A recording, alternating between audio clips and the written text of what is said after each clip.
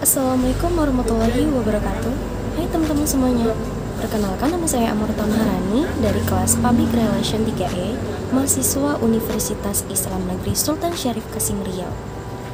Di sini saya akan menyampaikan materi tentang pengertian dan tujuan dari komunikasi persuasif.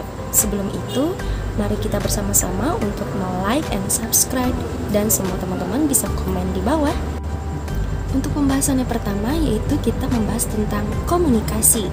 Apa sih yang teman-teman tahu tentang komunikasi? Nah, secara etimologis, istilah komunikasi atau communication berasal dari istilah Latin, yaitu communicatio, dan bersumber berasal dari communis yang berarti sama. Sama di sini bermaksud yaitu sama makna.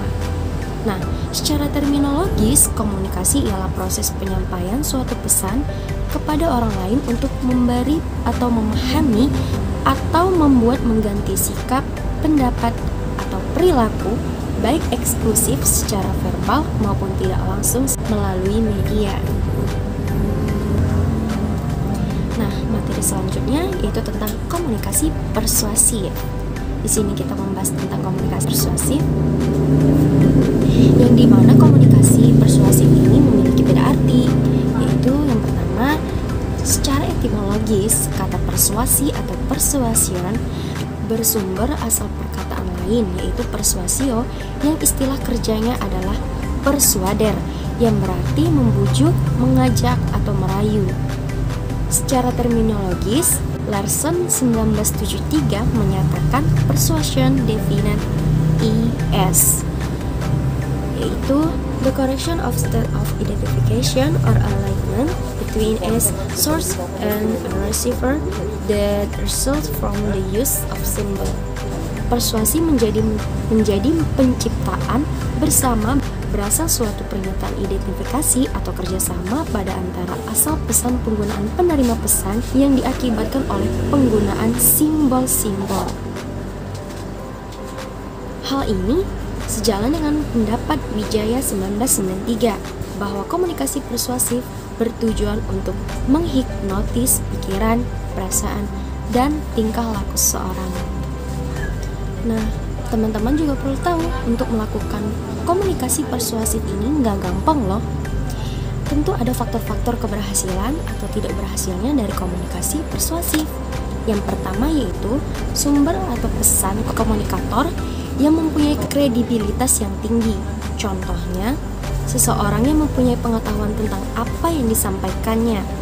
Yang kedua, pesan itu sendiri apakah masuk akal atau tidak. Nah, yang ketiga, pengaruh lingkungan. Bagaimana lingkungan di sekitarnya? Kita juga perlu memperhatikan lingkungan di sekitar.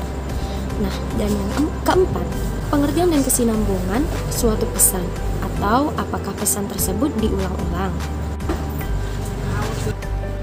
Nah, di sini juga kita harus mengetahui tentang tujuan komunikasi persuasif.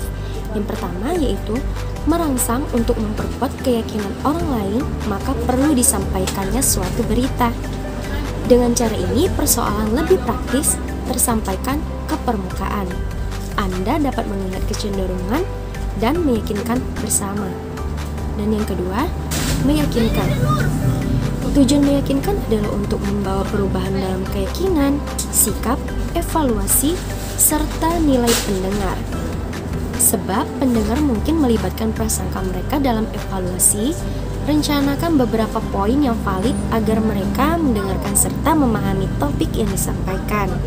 Bila pendengar setuju dengan pikiran pembicara, maka pembicara bisa mengenalkan produk sebagai cara lain yang lebih baik, kemudian merekomendasikan tindakan ke depan yang lebih baik. Dan yang ketiga, ajakan bertindak. Dengan opsi ini, pembicara dapat mengajak pendengar buat bertindak dengan menerima perhatian mereka. Tujuannya ialah untuk membentuk rasa ingin memahami, memecahkan problem, untuk mengusulkan berbagai pilihan sebagai solusi. Selanjutnya, etika komunikasi persuasif. Nah, komunikasi persuasif ini juga memiliki etika. Yang pertama, komunikasi persuasif tidak sama dengan propaganda. Menurut Profesor Richard L. Johnson, Profesor komunikasi dari Northern Illinois University, Untuk membatasi komunikasi persuasif agar tidak menjadi propaganda, diperlukannya seperangkat etika yang harus dipatuhi, yaitu memiliki ketertarikan tinggi terhadap suatu isu, dan yang kedua, memiliki pemahaman lebih dari isu tersebut dibandingkan orang lain. Yang ketiga, memiliki pemahaman lebih akan media massa. Yang keempat, mampu mengadaptasi ide-ide baru. Dan yang kelima, mempengaruhi orang lain agar dapat melakukan suatu tindakan. Nah, dari sini kita semua bisa tahu bahwa melakukan komunikasi persuasif itu tidak sembarangan dan memiliki unsur-unsur tersendiri. Baiklah, cukup sekian penyampaian dari saya. Jika ada salah kata, saya mohon maaf. Saya Amarta Maharani. Wassalamualaikum warahmatullahi wabarakatuh.